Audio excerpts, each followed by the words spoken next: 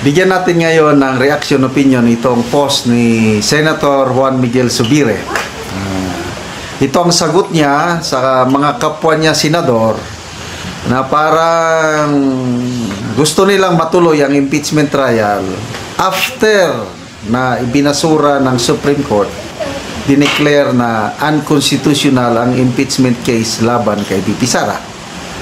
So, ang nababalitaan natin yan lumalabas sa mga interview sa media, si Senator Soto at Senator Bam Aquino.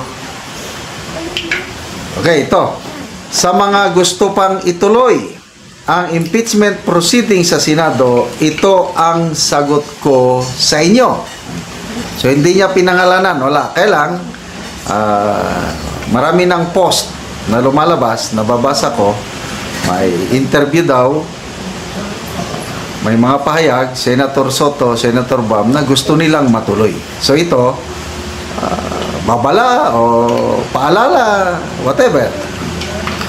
We, sabi ni Senator Soto, Zubiri, we may be courting a contempt order from the Supreme Court. Pwede silang i-contempt pag ituloy nila ang impeachment trial despite the decision.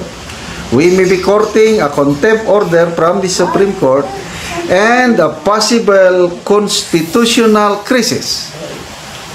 Not to mention a dangerous precedent should we proceed with the impeachment trial in defiance of a unanimous en banc ruling of the High Court.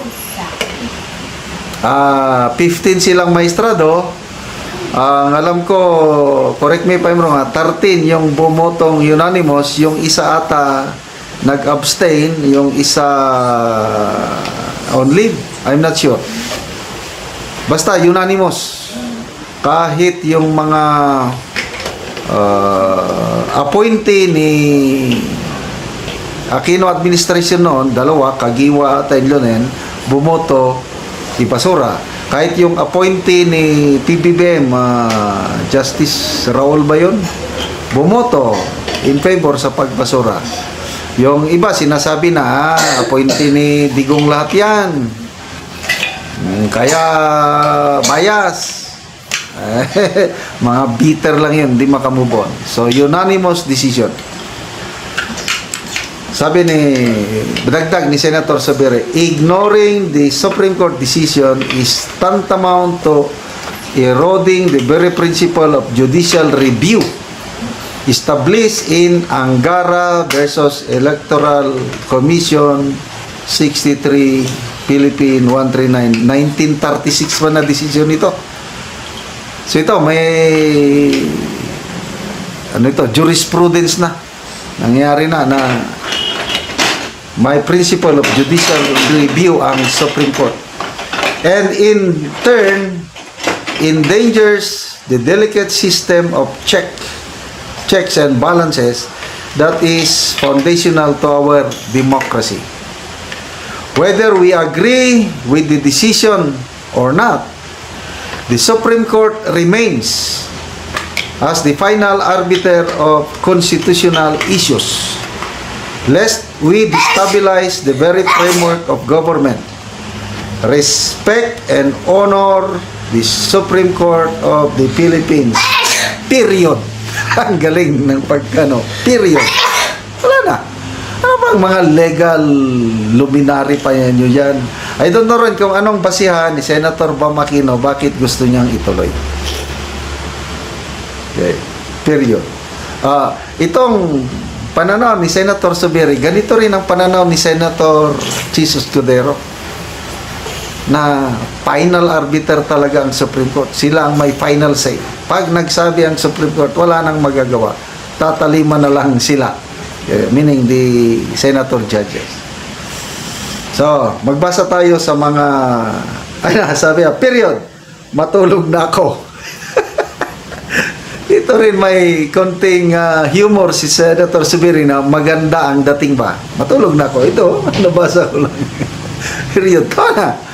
Hindi katulad ng humor ni DILG Secretary John Vic Remulla na abangers. Masama ang dating kaya binabatikos. Matulog na daw siya. Okay. Comments. Tingnan natin ha. Ang people who reacted. Matagal magkano. Okay. People who reacted. Sandali. Mahinang signal ko. Balik na lang tayo doon sa ano. Okay. Ebes Nabi. Senator Mig, sayangan sila sa uniform, dili magamit, mahal pa, patay. Yun daw, sabi ni Derek Yap, yung 5 robe ng Voltis 5, for sale na daw yun dahil hindi magagamit.